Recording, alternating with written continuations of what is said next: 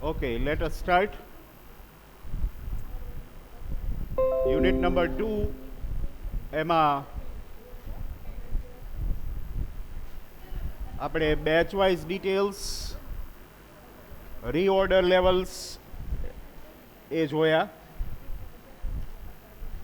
Last સેશનમાં. હવે એક છેલ્લો ટોપિક કે જે બાકી રહે છે, ટ્રેકિંગ નંબર્સ. ટ્રેકિંગ નંબર્સને બીજા વર્ડ્સમાં ઓર્ડર નંબર, બરાબર, ઓર્ડર નંબર.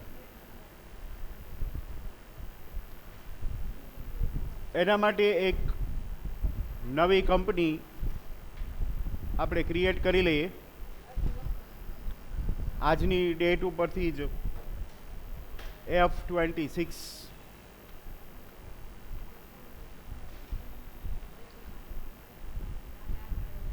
એવી એક કંપની હું ક્રિએટ કરી લઉં છું અને એસ્ટાબ્લિશમેન્ટ 1 એપ્રિલ 19નું અને કંટ્રોલ એ આપી સેવ કરી લઉં. આજે આપણે જે કંપનીમાં કામ કરવાનું છે that is ready, F26. Let us activate the tracking numbers. Go to F11 features every time we go there. F11 એમાં inventory features.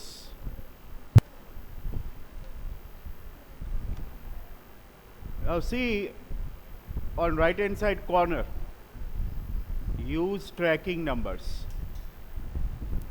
આ ઓપ્શન નો છે, એને આપણે યસ કરીએ.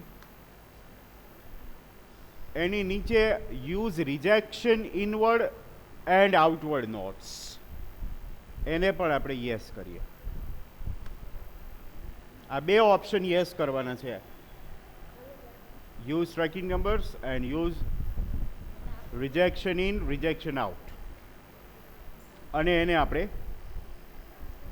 સેવ કરી લઈએ.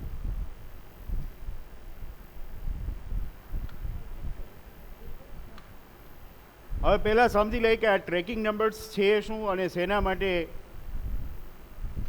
આપણે એ યુઝ કરી શકીએ. અહીંયા ટ્રેકિંગ એટલે ઓલા વોકિંગવાળા ટ્રેકિંગની વાત નથી.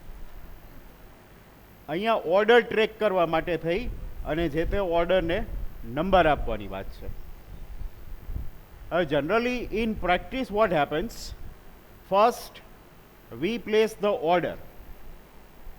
Yesterday we saw how we can place the order, purchase order or sale order that we receive from customers. એટલે પહેલાં આપણે ઓર્ડર પ્લેસ કરીએ વિથ અવર સપ્લાયર કે અમારા નીચેની આટલી આટલી પ્રોડક્ટ જોઈએ છે, આટલી આટલી ક્વોન્ટિટી જોઈએ, એટસેટ્રા, એ બધું આપણે ઓર્ડરમાં મૂકી દઈએ. Once our supplier receives our order, he will dispatch the goods and deliver. For example, we are in Gujarat, but our supplier is in Karnataka. We are placing order with our supplier in Karnataka. So what will happen? It will take few days to reach to us because of transportation from Karnataka to Gujarat. Today is February 26. I am placing one order with my supplier located in Karnataka, and today itself he accepts the order. He dispatches the good tomorrow, for example on February 27. So it may reach to me around 4th or 5th of March. You remember last year when we were having lockdown and then unlock, there were a lot of issues in the supply chain, transportation problem, late delivery. These were common words. So during the time when our goods are on the way, we call them goods in transit. Elective accounting માં branch accounts એમાં એક આવો word આવતો, goods in transit. Goods dispatched but not received by us. તો આપણા supplier પાસેથી આપણા સુધી પહોંચે ટ્રાન્સપોર્ટેશનમાં ઓન ધ વે હોય, during that time we can track our goods with the help of tracking number. Then what will happen, once the goods are delivered to us, we will pass the entry. ઘણીવાર એવું બનતું હોય છે કે supplier આપણું bill જે છે એ ગુડ્સની સાથે જ રવાના કરી દે, તો ગુડ્સની ભેગું જ આપણને મળી જાય. And sometimes it will happen that the bill will be sent to us later on. જ્યાં સુધી આપણને બિલ ન મળે, till then we cannot pass the purchase entry. Actual bill આવી ન જાય ત્યાં સુધી તો આપણને પરચેઝની એન્ટ્રી ટેલીમાં પાસ કરી શકીએ નહીં. ત્યાં સુધી તો બિલ નંબર જ ન હોય, દેટ ઇઝ વાય. તો જ્યાં સુધી આપણને બિલ ન મળે ત્યાં સુધી આપણે આમાં કંઈક રેકોર્ડ તો કરવું પડે ને. ગુડ્સ આપણને ડિલિવર થઈ ગયા છે, માલ આવી ગયો છે, ગોડાઉનમાં છે, તો we must record it and we can show it in display also, in stock summary. એટલે ગુડ્સ છે ગોડાઉનમાં છે તો સ્ટોક સમરીમાં બતાવવાનું છે, બિલ આવ્યું નથી તો પરચેઝમાં બતાવવાનું નથી. ઇન શોર્ટ, એન્ટ્રી એવી પાસ કરવાની છે કે ગુડ્સે આવી જાય, સ્ટોકમાં આવી જાય અને તોય પાછું પરચેઝમાં ન આવે. પરચેઝમાં તો ક્યારે આવશે, જ્યારે આપણને બિલ મળશે ત્યારે. તો આ જે tracking numbers, rejection in rejection out જે છે એ ક્યારે યુઝફુલ થાય કે જ્યારે પહેલાં ગુડ્સ આવી ગયા હોય ને બિલ પાછળથી આવવાનું હોય. જનરલી બિલ જે છે એ લોકો કુરિયરમાં કે પોસ્ટમાં મોકલતા હોય તો એ થોડીક વાર લાગે, તો જ્યાં સુધી બિલ ન આવે ત્યાં સુધી પરચેઝની એન્ટ્રી થાય નહીં. પણ માલ આવી ગયો છે તો માલની એન્ટ્રી આપણે કરી દેવાની. પછી ઘણીવાર એવું થાય કે આપણને માલ મળે, આપણે ચેક કરીએ, એમાંથી અમુક પીસ કે અમુક યુનિટ છે સપોઝ ડિફેક્ટિવ છે. During transportation this pieces are damaged or destroyed, fully destroyed, or goods are not according to our sample, according to our ordered sample, તો પછી આપણે એને રિજેક્ટ કરવા પડે. રિજેક્શન આઉટ, જેને આપણે પરચેઝ રિટર્ન કહીએ છીએ, એને આપણે રિજેક્ટ કરીને પાછા મોકલી દેવાના થાય. અને હવે જે નેટ પરચેઝ વધે એ નેટ પરચેઝની જ આમાં એન્ટ્રી કરવાની થાય. સમજાય છે આખું જે હું કહું છું એ આખું ટેલીમાં સેટ કરવાનું છે. પહેલાં આપણે ઓર્ડર પ્લેસ કર્યો, પછી ગુડ્સ આવ્યું, પછી એમાંથી અમુક રિજેક્ટ થઈને જતું રહ્યું, પછી નેટનું બિલ આવ્યું અને નેટનું બિલ પાછું આમાં એન્ટર કરવાનું છે. પ્રેક્ટિકલી આ બે ઓપ્શન જે છે બહુ જ યુઝ થાય છે, કારણ કે ખરેખર એમ જ હોય છે કે ઓર્ડર આપણે આપીએ અને આપણને ગુડ્સ મળે, બિલ મળે, આ બધા વચ્ચે બે ત્રણ દિવસનો ગેપ તો હોય જ.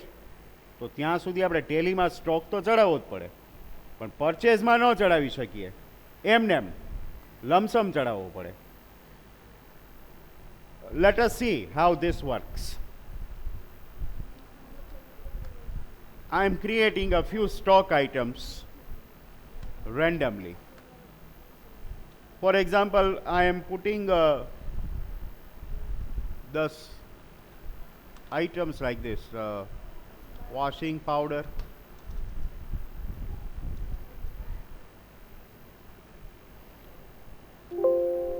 એને આપણે પેકેટ્સમાં મેઝર કરશું. બાકીનામાં કાંઈ અત્યારે કરવાનું નથી. પછી બીજો ઓર્ડર જે છે એ હું મૂકું છું phenyl. Is this the correct spelling of phenyl? I don't know. Anyway, this is phenyl. Let us understand.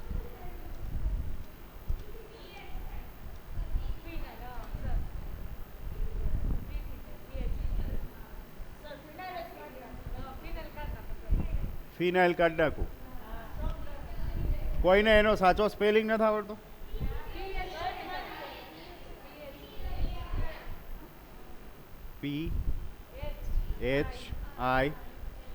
PHIN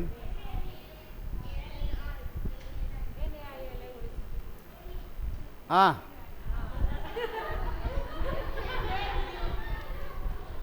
એના કરતાં હું આ જ રાખું ને, equivalent to phenyl. Sanitiser alter C કરી બોટલ્સ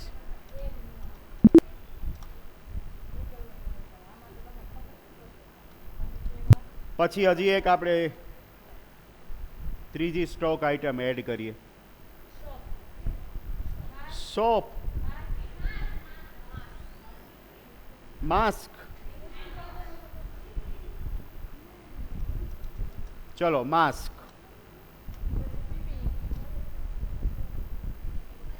એ તો પીસીસમાં આવશે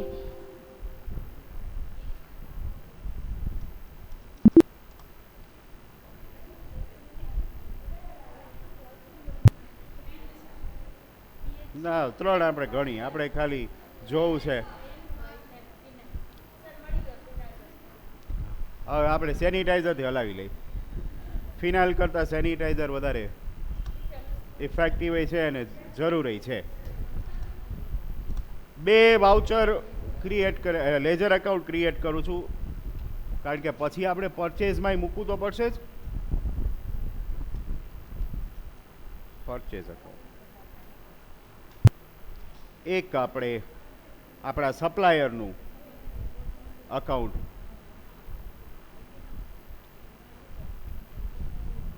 ચીનમ રેડી આ આપણા સપ્લાયર છે અને સપ્લાયરમાં હું સ્ટેટ આ વખતે ડિફાઇન કરી દઉં છું કર્ણાટકા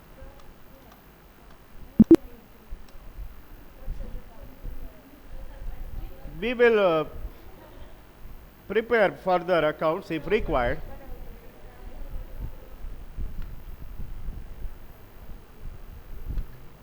આપણે ઓર્ડર મૂકી દીધો ત્યાર પછી આપણને એ ગુડ્સ મોકલી દે છે આજની ડેટ છે 1 એપ્રિલ 19 આજે આપણને ગુડ્સ મળી જાય છે બિલ નથી મળ્યું ટેમ્પરરી આ પરચેઝને રેકોર્ડ કરવું છે ટેમ્પરરી તો એના માટે હું અકાઉન્ટિંગ વાઉચર્સમાં જઈશ અહીંયા આવી અને મેનુમાં જોઈશ ને તો અહીંયા આગળ ક્યાંય મને ટેમ્પરરી પરચેઝનો ઓપ્શન દેખાશે નહીં અહીંયા એકચ્યુઅલ પરચેઝનો ઓપ્શન છે એ મારે નથી જોતો એકચ્યુઅલ પરચેઝ બિલ આવે પછી અત્યારે ખાલી ગુડ્સ મળ્યા છે આ ત્રણેય વસ્તુ આપણને મળી ગઈ છે સો ઓલ્ટર F9 આ લખજો ખાસ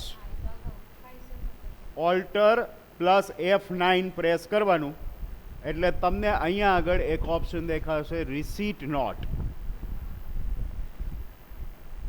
આ રિસીટ નોટ છે ને it is a temporary purchase voucher temporary purchase record કરવા માટે તમે એનો યુઝ કરો છો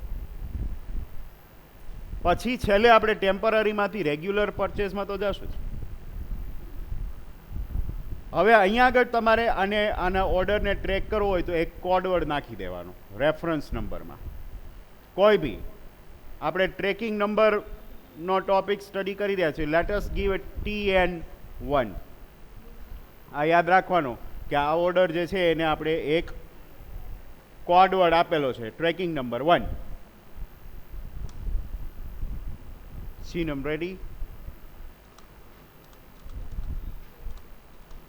પરચેઝ અકાઉન્ટ હવે તમે ઓર્ડર મૂકો વોશિંગ પાવડર હવે જો અહીંયા પૂછશે લિસ્ટ ઓફ ટ્રેકિંગ નંબર્સ આ જે ઓર્ડર છે આખો ઓર્ડર 3 પ્રોડક્ટનો એ આપણે TN1માં મૂકશું ત્રણેયને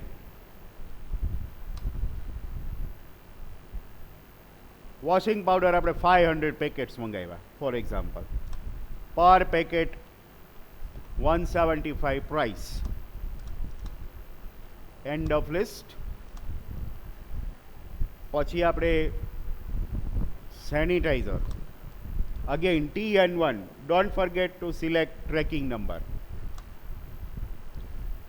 સેનિટાઈઝર 1000 બોટલ્સ 20 રૂપીસ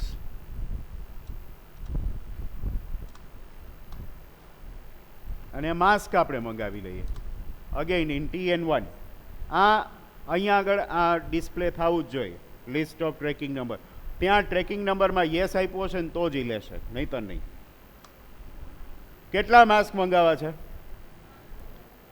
500 એ શું થશે? 5000 માસ્ક, 10 રૂપીસ.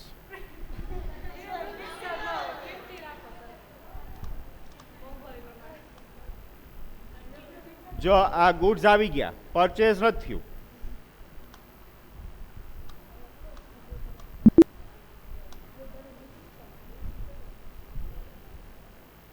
હવે આ આખું કન્સાઇનમેન્ટ આવ્યું. We receive the consignment, then we will check all the 3 items, washing powder, sanitizer, mask according to our ordered quantity, stock inspection and verification.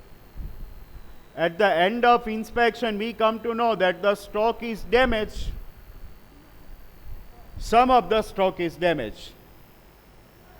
We call it purchase return. પણ purchase જ enter નથી કર્યું એટલે purchase return તો enter ન જ થાય, obvious છે. આ તો ટેમ્પરરી પરચેઝ આપણે વાઉચર લીધું હતું, રિસીટ નોટ. તો ફરીથી અકાઉન્ટિંગ વાઉચરમાં જઈ ઓલ્ટર F9. હવે જો અહીંયા આગળ રિજેક્શન આઉટ નામનો ઓપ્શન વિઝિબલ થશે. આ રિજેક્શન આઉટ ઓપન કરવાનું, એટલે આ થોડુંક અલગ ટાઈપનું વાઉચર છે. જો ત્યાંથી એને વળાવી દેવાનું. અહીંયા લેજર અકાઉન્ટ, કોની પાસેથી તમે આ પરચેસ કર્યું છે? સપ્લાયર ચીનમ રેડી હતું નામ, રાઈટ? એનું નામ, એડ્રેસ એ કંઈ એ પેલા નાખ્યું હશે તો એ ઓટોમેટિક આવી જશે. હવે અહીંયા તમારે જે રિજેક્ટ કરવાની છે આઇટમ્સ એ બધી નાખો. વોશિંગ પાવડર તમે 500 પેકેટ્સ મંગાવ્યા હતા, માની લો એમાંથી 50 પેકેટ તૂટેલા આવ્યા, તો જો એ પૂછશે તમને કયા ઓર્ડરમાંથી છે, એટલે અહીંયા તમારે TN1 જ આપવું પડે. અત્યારની આ પૂરેપૂરી ક્વોન્ટિટી બતાવે, તમે ઓલ 500 પેકેટ્સ રિજેક્ટ નથી કરતા, you are rejecting 50 only. Price તો એની જ રહેશે.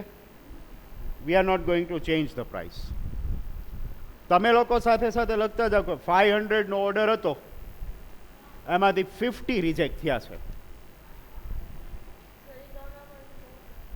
ના, અત્યારે સાથે સાથે લખો, કારણ કે મારે આગળ એક જગ્યાએ તમને બતાવવું છે કે આમાં ઓટોમેટિક કઈ રીતે રિકન્સિલ કરે. કારણ કે તમને પાછું ઓટોમેટિક ખબર હોવી જોઈએ કે હવે આપણે કેટલા પેકેટ રાખ્યા. 500 પેકેટ્સનો ઓર્ડર આપ્યો હતો, 50 પેકેટ્સ રિજેક્ટ થઈ ગયા, તો હવે આપણે રાખ્યા કેટલા? 450 પેકેટ્સ રાખ્યા છે. એ એક યાદ રાખજો. બીજું કઈ રિજેક્ટ કર્યું? સેનિટાઈઝર છે, આપણે 1000 બોટલ્સ મંગાવી હતી, ફરીથી TN1માં 1000માંથી 20 બોટલ્સ છે એવી કે જે તૂટી ગઈ છે, ડેમેજ થઈ ગઈ છે, and I am rejecting 20 bottles. And as far as masks are concerned, we had ordered 5000 masks, TN1. How many masks to be rejected? 1000 masks are rejected.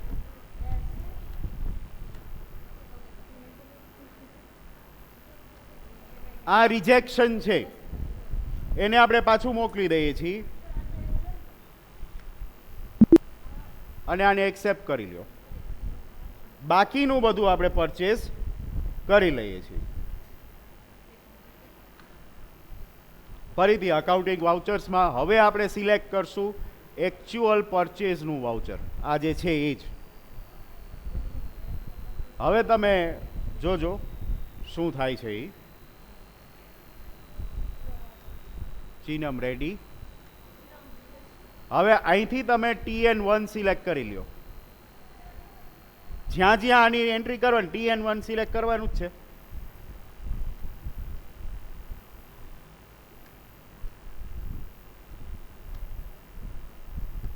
જોઈ લ્યો શું થયું. રિજેક્ટેડ હતું જે એ ઓટોમેટિક નીકળી ગયું, અને રિમેનિંગ સ્ટોક છે ને એને જેણે પરચેસમાં લીધો. જોયું? હવે કંટ્રોલ એ આપી આને આખી સેવ કરી દઉં છું. સ્ટોક સમરીમાં જાઉં છું.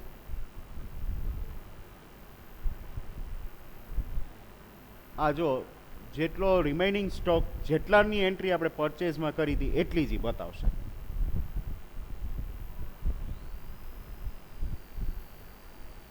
Got it? તો આ જે છે that is called the use of tracking numbers. Similar exercise can be performed in case of sales. સેલ્સમાં શું થશે? રિસીટ નોટની જગ્યાએ ડિલિવરી નોટ જશે અને એ રિજેક્ટ થઈને આવશે. એને રિજેક્શન ઇન એવા વાઉચરથી આપણે પાછું રેકોર્ડ કરશું. રાઈટ? તો આ તું આપણો જે છેલ્લો ટોપિક જે પેલો ટ્રેકિંગ નંબર્સનો, અને એ સાથે તમારું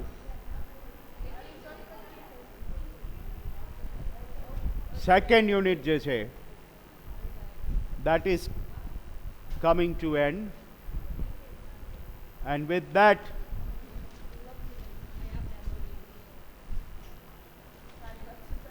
our 50% syllabus is over, and now we are heading to the third part, unit 3.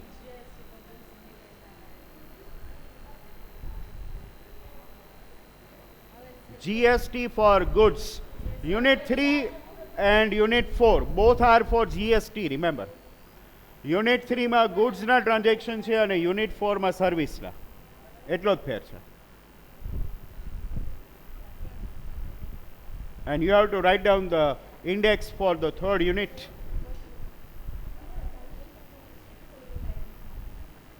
I'm waiting.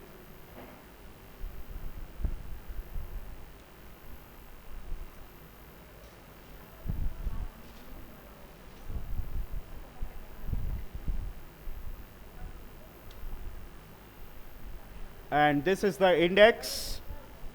આ બધા ટોપિક્સ આપણે સ્ટડી કરવાના છે. Quite a lengthy unit as compared to first and second. Third unit is very lengthy.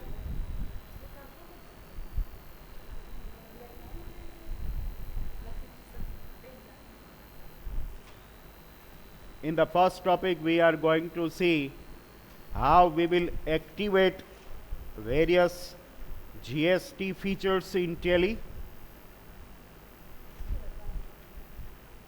પછી બધા purchase અને સેલ્સના transaction જોવાના થશે. જેટલા પણ ટ્રેડર્સ છે એની અલગ અલગ કેટેગરીઝ જીએસટીમાં પાડેલી છે. રજિસ્ટર્ડ ટ્રેડર્સ ઓર ડીલર્સ, અનરજિસ્ટર્ડ, કોમ્પોઝિશન, એ બધાનું અલગ અલગ પરચેસ સેલ જોવાનું છે. interstate purchase and sales, intrastate purchase and sales. Both are different.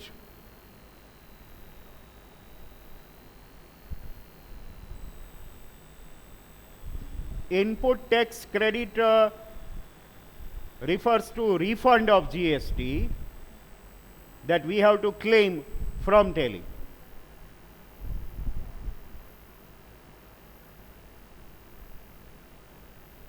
જે ટ્રેડર્સ કોમ્પોઝિશન સ્કીમમાં ગયેલા હોય એના માટે કોમ્પોઝિશન ડીલર એવો વર્ડ યુઝ થાય છે.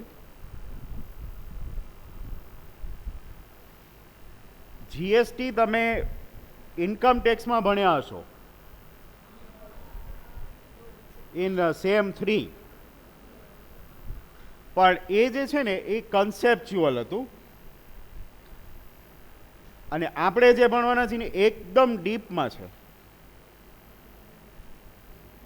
એટલે આ આખું યુનિટ જે છે ને એ બહુ આમ બ્રેઇન સ્ટોર્મિંગ યુનિટ છે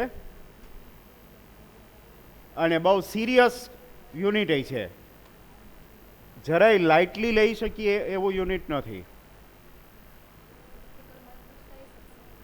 આ યુનિટ જે છે એ તમારી યુનિવર્સિટીની પ્રેક્ટિકલ માટેનું છે. 30 માર્કની જે તમારી પ્રેક્ટિકલ લેશે ને એ આમાંથી જ લેશે. હા,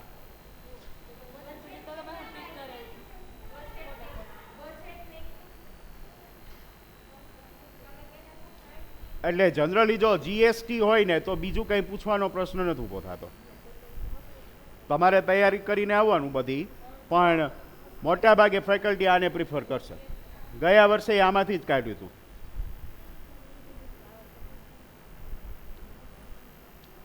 ત્યાર પછીના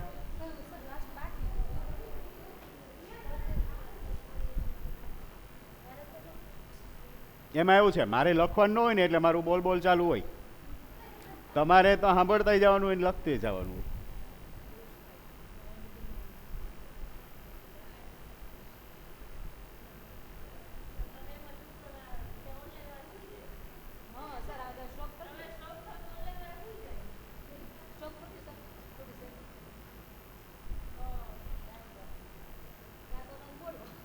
જે લોકો ઓનલાઈન સાંભળતા હોય એ ભેગા ભેગા લખતા જજો.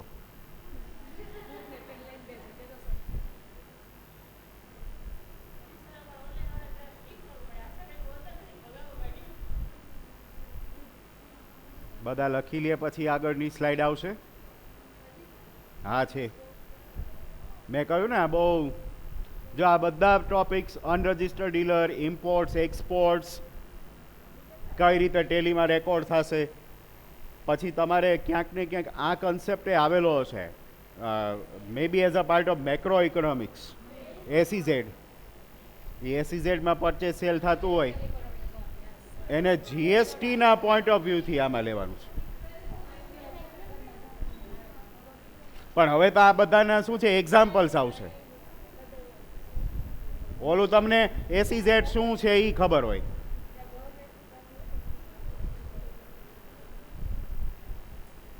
ઘણીવાર કોઈ પણ ઇન્કમ એડવાન્સમાં મળી જાય કે તમે સામેની પાર્ટીને એડવાન્સમાં પેમેન્ટ કરી દો તો એના ઉપર જીએસટી કઈ રીતે લાગે. પણ આ યુનિટ અને આના પછીનું યુનિટ એ બેમાં જીએસટી તમે સ્ટડી કરી લો પછી જીએસટીમાં કંઈ બાકી ન રહે. તમારી ગ્રેજ્યુએશન પછી એમ્પ્લોયેબિલિટી બહુ વધી જાય. ખાસ તો એટલે જ મૂક્યું છે આને. એટલે હવે પછીનો તમારો બધો સમય લેબમાં જીએસટીની પ્રેક્ટિસમાં જ જશે. બરાબર,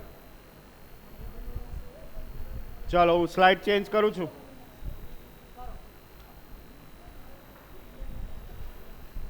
આ પેલા 3-4 જે છે ને એ થિયરિકલ પોઈન્ટ છે. GST reports, tax payment, time line for tax payment, mode of payment, એ બધું થિયરી છે. પણ હા થિયરી છે આમાં. ચાલાન, ઘણા એને ચાલાન એવું કહે છે. ચાલાન રિકન્સિલિએશન અને જીએસટી રિટર્ન કઈ રીતે વેબસાઇટ ઉપર અપલોડ કરવાનું ત્યાં સુધીનું. પ્રેક્ટિકલમાં જીએસટી રિટર્ન બનાવવાનું પૂછાય છે. ટ્રાન્ઝેક્શન્સ આપેલા હોય એ તમારે પહેલાં રેકોર્ડ કરવાના, પરચેસ સેલ જે કાંઈ હોય તે, અને એના ઉપરથી જીએસટી રિટર્ન, જેને જીએસટીઆર કહેવાય, એ આની અંદર જનરેટ કરવું એ પૂછાય છે. એટલે આમ તમે જોવા જાઓ તો ટ્રાન્ઝેક્શનથી શરૂ કરી ડોક્યુમેન્ટેશન સુધીનો આખો પોર્શન કવર થઈ જાય છે.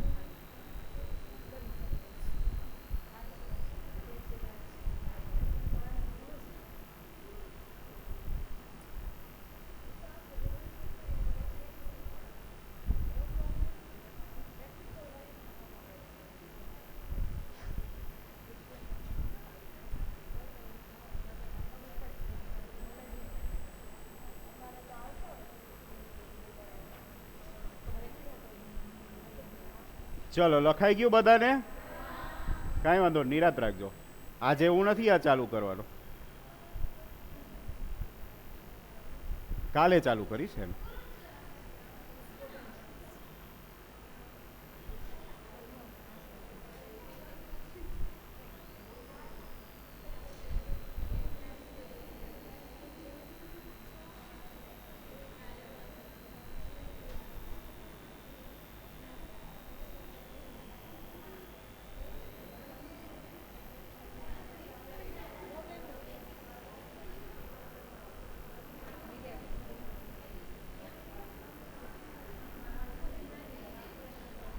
કેટલા ટોપિક્સ થાય છે?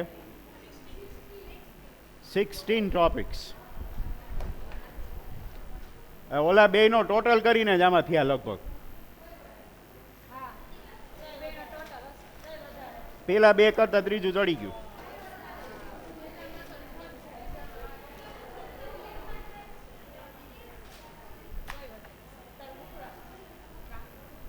So get ready for GST tomorrow.